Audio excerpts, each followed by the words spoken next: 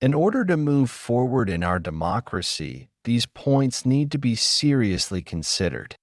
The Independent National Electoral Commission must be truly independent. It must rid itself of undue influences and interferences.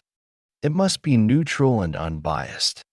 The appointment of the Independent National Electoral Chairman and indeed its staff must be done by a joint commission of the political parties in Nigeria. The chairman and the staff should not be a card-carrying member of any political party. They must be neutral and fair. The President of the Federal Republic of Nigeria moving forward should no longer be the one appointing the Independent National Electoral Commission chairman to avoid any conflict of interest and to avoid any pressure from the presidency to favor the party of the president in power. The country should find a way to fund this electoral commission instead of being funded by the presidency.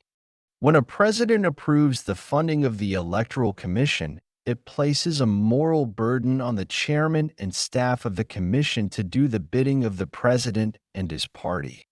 For the commission to be independent as the name claims, it must distance itself from the government of the day, and the government of the day should not have a hand in the appointment, in the approval and disbursement of funds for the Commission, and this applies to the state level of the Commission as well. The Commission and her staff should conduct the affairs of the Commission with integrity and without any prejudice. They should resist and reject any pecuniary and financial inducement and pressure from the political class. A system should be designed in such a manner that Nigerians at home and in diaspora should be able to vote. We should develop an online electoral system where people can easily access and vote no matter any part of the world you are as a Nigerian. All eligible Nigerians should be able to see the votes cast in real time. This system will reduce cost, ballot snatching, wait times, violence, and vote buying during election.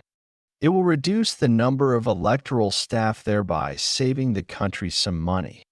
This electronic system of voting should be made in such a way that no staff of the Electoral Commission can manipulate it or even access into it. It should be made in such a way that what you give will be what you will get. There will not be any opportunity to inflate or switch the numbers. Potential abuse of this electronic system should be thoroughly studied by tech experts before being launched and implemented. Prevention measures should be put in place also to check the excesses of hackers.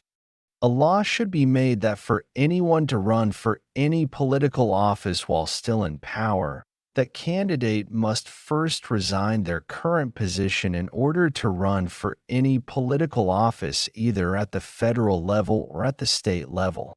When politicians are in power while running for a political office, they abuse their power. They use the state's or federal resources in the power of incumbency. They use their power to suffocate, crush, and intimidate the opponent. It does not offer opponents a level playing ground.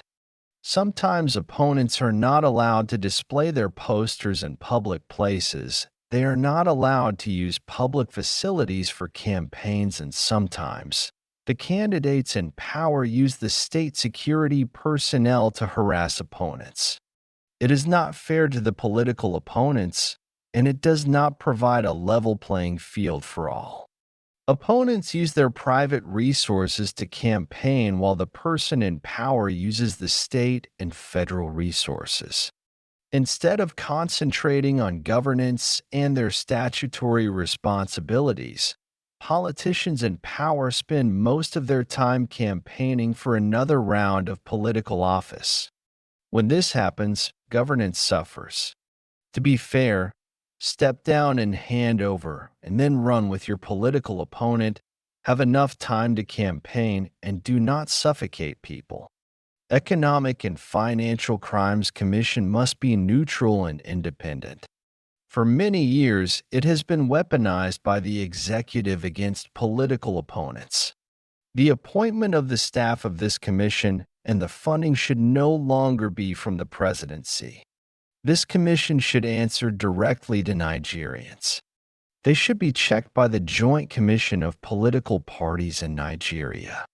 There should be a way to fund the operations of this commission without necessarily coming from the presidency to avoid a conflict of interest or quid pro quo. Members of this commission should be nonpartisan. Corruption, bribery, embezzlement of public funds, kidnapping, oil bunkering, and the crime of murder should come henceforth with stiff and harsh penalties like life sentence and prison to serve as a deterrent to others who intend to commit such crime. Appointments to federal ministries or state commissions should no longer be partisan but professional. Expertise and competence in one's field should be considered.